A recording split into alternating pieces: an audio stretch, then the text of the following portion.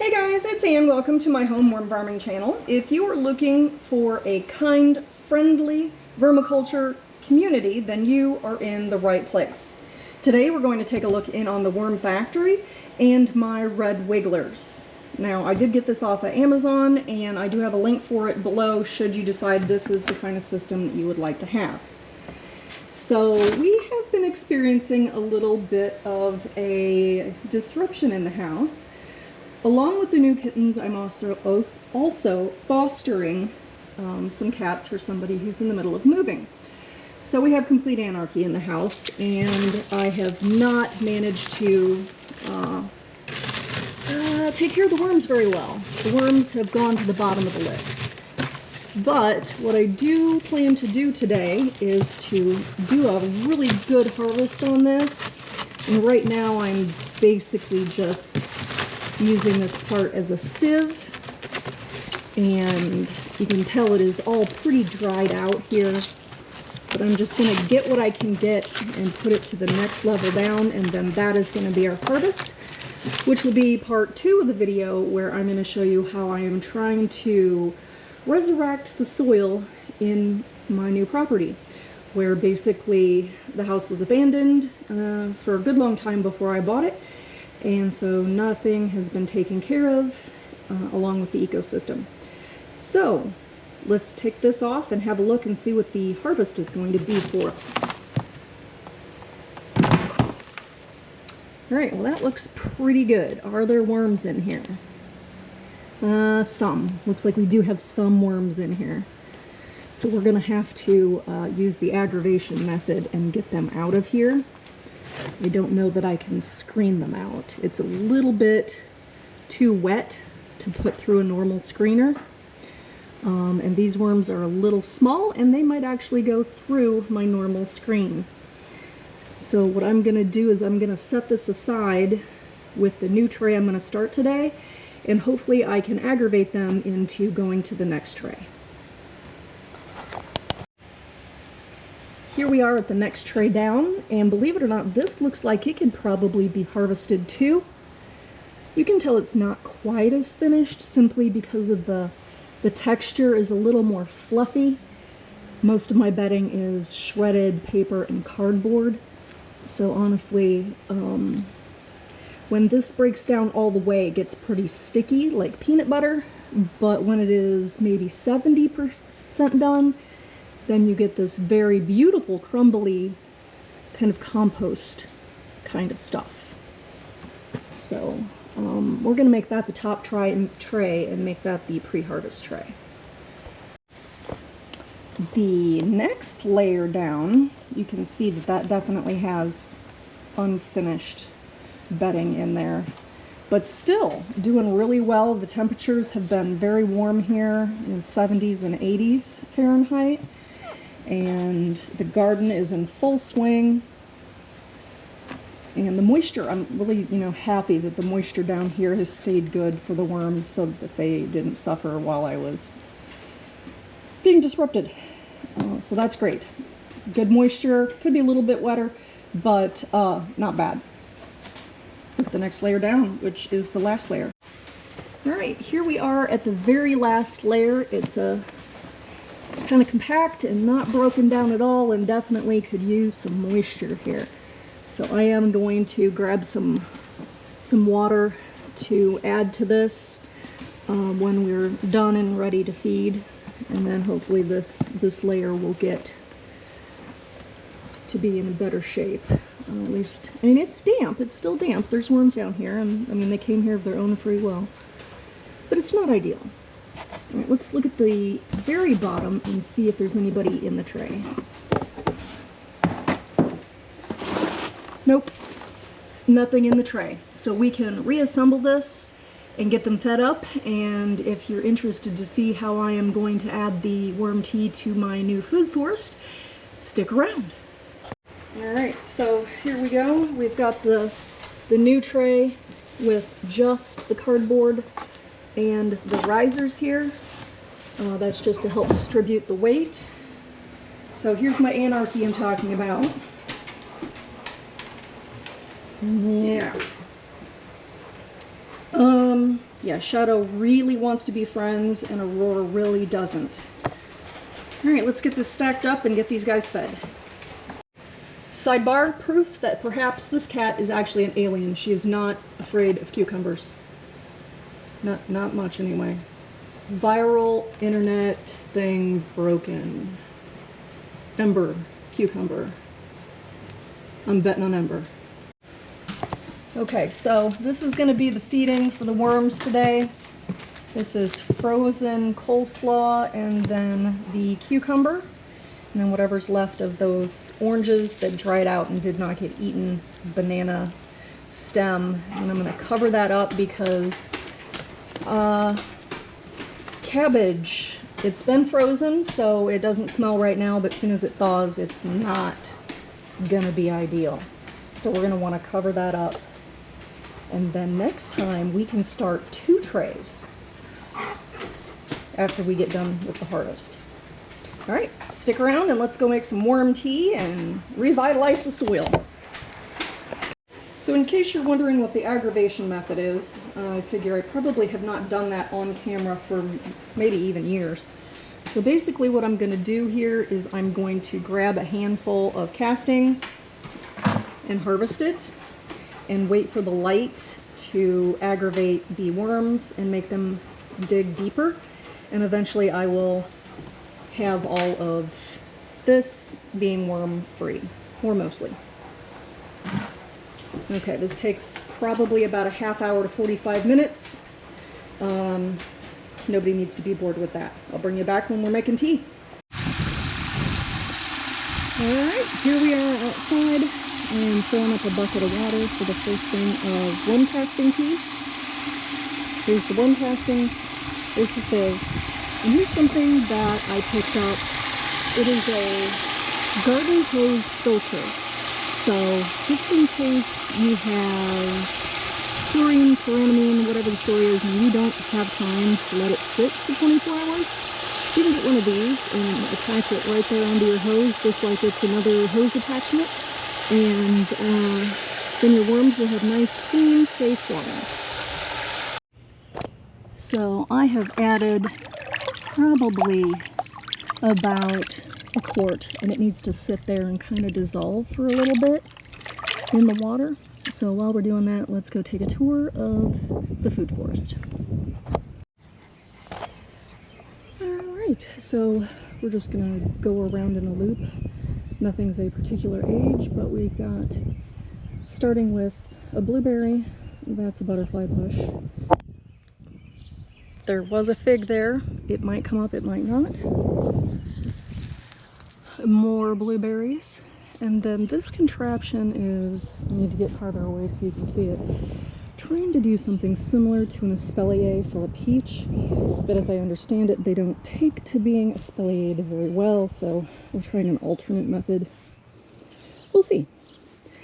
Let's see, then we have another black currant and a fig.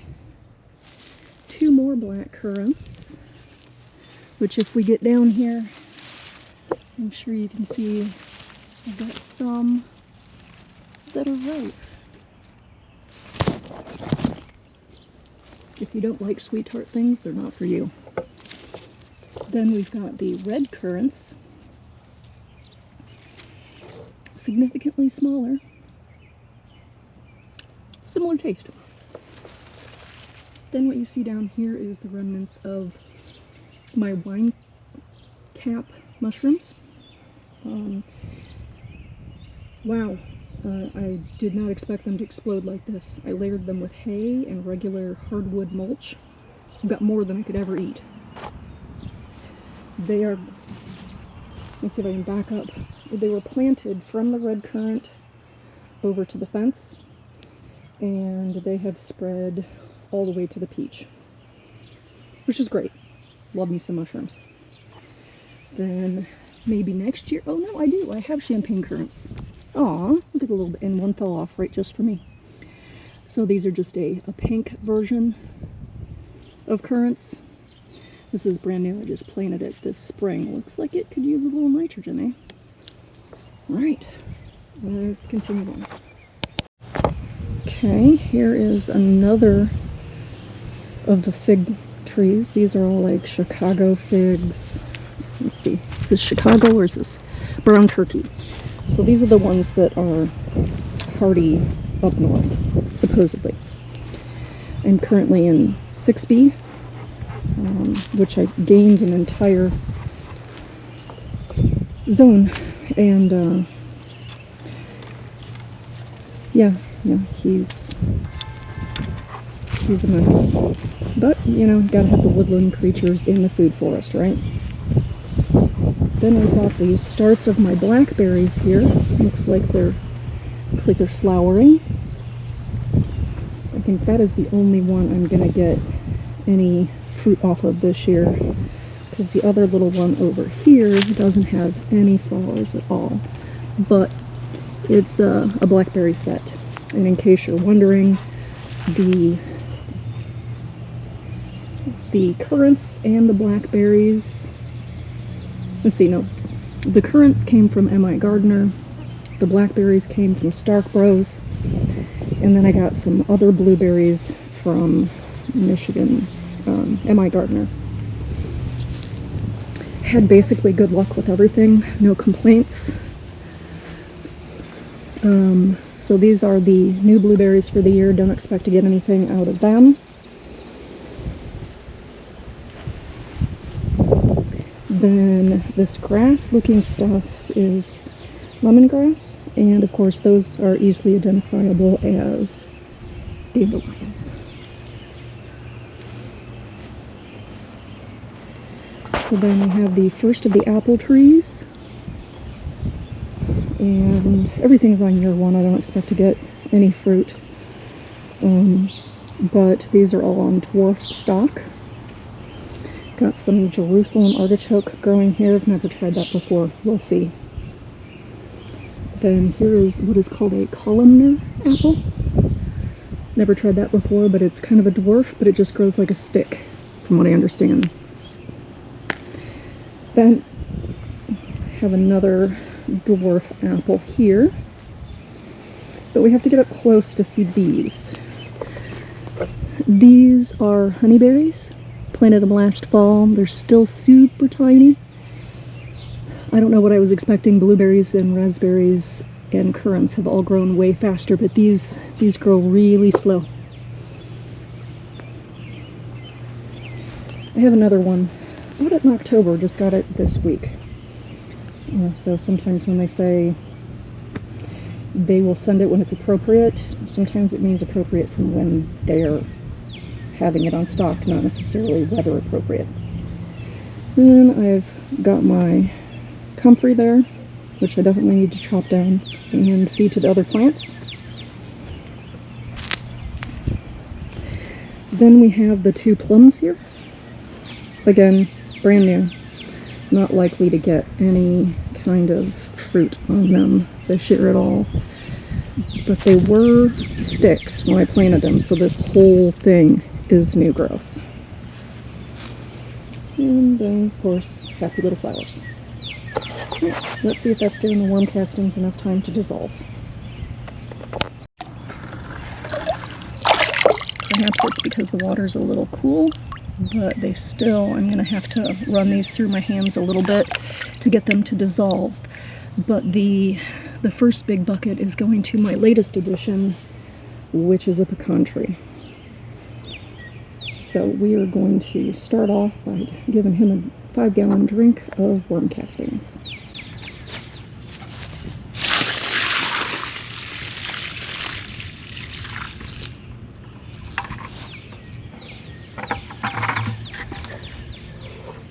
And in case you're wondering what happens to all your eggshells, unless you powderize them, they're gonna end up on plants, which is fine. Okay, then the front yard is also part of the food forest. We've got a 3-in-1 cherry tree, also from Stark Bros, not associated or affiliated. Got the strawberries, the asparagus, elderberry trees, and then herbs.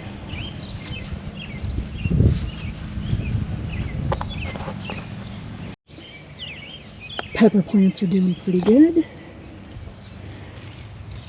my dragon toe. I've got one orange dragon toe and one red dragon toe.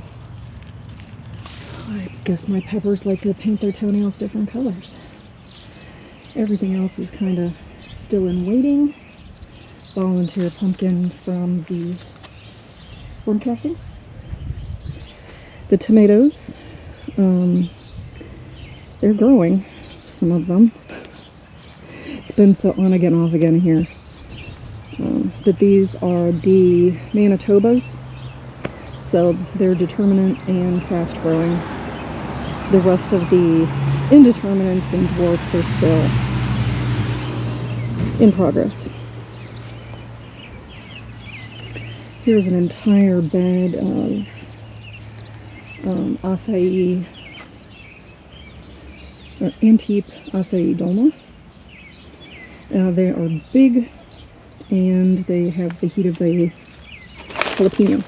There are also some beans in here that I was hoping to give the peppers a little bit of shade because this is a very sunny area. So I'm trying this intercropping thing to see if it will kind of help, because these type of peppers seem to be very sensitive to the heat. The garlics have already escaped like about 2 weeks ago, and the leaves are starting to die, so it won't be long for them.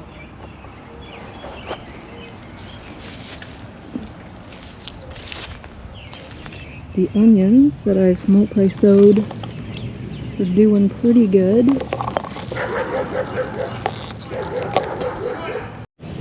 The sweet potatoes are planted. I've got white ones and orange ones this year. People have asked about the pond. It came with the house. I didn't plant it. I don't really know anything about it. Other than that, it's basically made out of geodes, which is super cool because part of my degree is in geology, and I had my own rock collection. I think when we found this house, then we thought, that's a sign. It's definitely a sign. Got the kale and the Brussels sprouts, who seem to be outgrowing my net. Cabbages, not doing well. Chard. And then some leftover peppers. And the rest of the leftover peppers. The work is never done. Alright, so growing the cherry tree and its associated friends. We're going to get a drink of the worm castings. And there we go. Alright, thanks for hanging out with me and my worms, and everybody have a good day.